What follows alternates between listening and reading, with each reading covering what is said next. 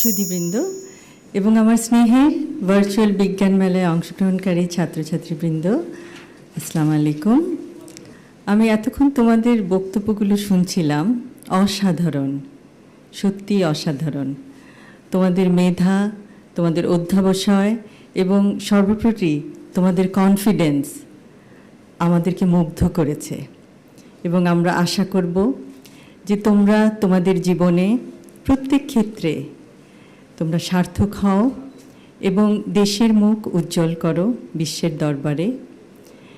এবং বিজ্ঞানের প্রতি তোমাদের যেই মমত্ববোধ আমরা দেখতে পাচ্ছি, ভবিষ্যতে আমরা আশা করব তোমরা বিজ্ঞানের জগতে উদ্ভাবন করে পৃথিবীর সমগ্র মানুষের জন্য কিছু করবে এবং ইনশাল্লাহ আমাদের সবার সহযোগিতা পাবে।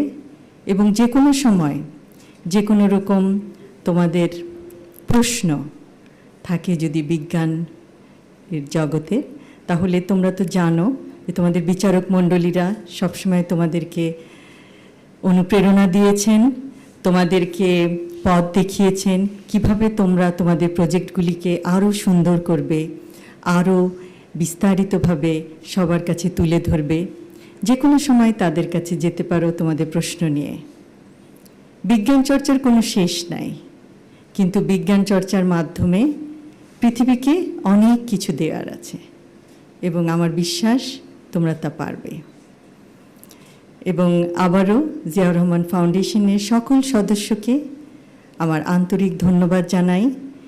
এই পুরস্কার বিতরণী অনুষ্ঠানটি অত্যন্ত নিখুঁতভাবে পরিচালনা করার জন্য এবং এত বছর ধরে, প্রায় ২৬ বছর ধরে বাংলাদেশের এবং কিছু কিছু ক্ষেত্রে বিদেশের আপামর জনতার পাশে দাঁড়ানোর জন্য। আবারও বলছি, জিয়াউর রহমান ফাউন্ডেশন সমাজসেবামূলক কাজের একটি অসাধারণ দৃষ্টান্ত। সকলকে ধন্যবাদ।